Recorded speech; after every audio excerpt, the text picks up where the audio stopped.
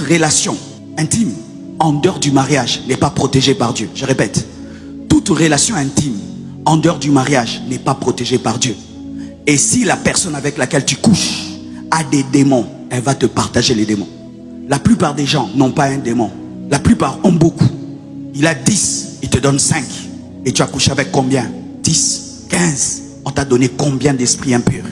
C'est pourquoi, mes frères, vous devez épouser des gens qui vivent dans la crainte de Dieu.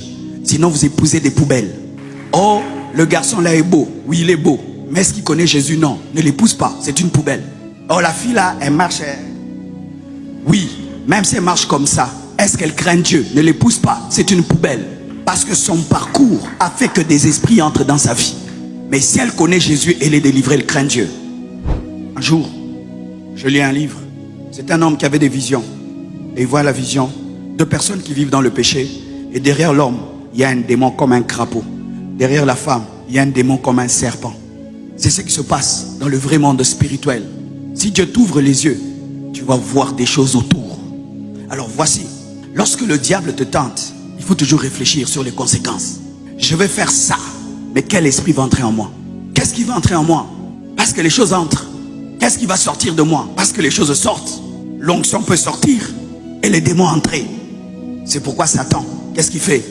Il fait qu'on ne réfléchisse pas quand on est tenté. Certains même, Satan fait que vous ne pouvez pas écouter mes prédications quand vous êtes tenté. Si tu me vois, vous zapenga.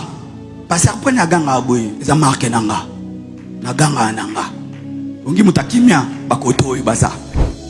Pendant que tu as les projets de péché, tu ne veux plus écouter des prédications sur la sainteté, n'est-ce pas? Tu veux la motivation, la motivation. Non, toi tu n'as pas besoin de motivation. Toi tu as besoin de sanctification pour osana masume tondayo.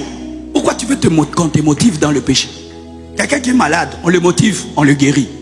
On le guérit. Vous voulez des prophéties, des prophéties. Qu'on te dise que ton oncle, ta tante, après, tu connais le nom de ta tante et de ton grand-père. Et puis quoi? Tu as besoin d'être délivré de l'impudicité, du mensonge, du vol, de la corruption, de la jalousie, de ce cœur que tu as là, où tu peux perdre l'appétit et le sommeil parce que quelqu'un est béni. Oh là là, susté. Voilà. Pourquoi? Il est allé aux États-Unis. Mais alors ça fait quoi? Avant moi. Mais il ne va pas prendre les États-Unis. Mais non.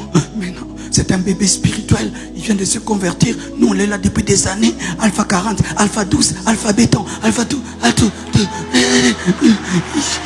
Seigneur, pourquoi tu m'as abandonné? Donc Dieu t'abandonne parce qu'il bénit quelqu'un, quoi. La bénédiction de l'autre est une confirmation que tu seras béni. Mais maintenant, le cœur là que tu as, qui ne peut pas dormir et qui ne peut pas manger, pas que quelqu'un est béni, c'est ce cœur là qui t'empêche d'être oint. Parce que Dieu ne bénit et ne oint que les sources de bénédiction.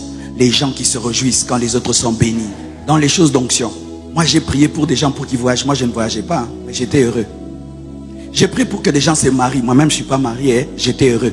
J'ai prié pour que des gens construisent des maisons. Ils ont construit, moi je n'avais rien. J'ai prié pour que les gens aient des voitures. Moi j'étais piéton. Dieu a vu ma joie. Je me réjouissais de ce que Dieu leur donnait. Et puis Dieu m'a donné plus que. Le cœur détermine l'onction. Le cœur détermine la protection.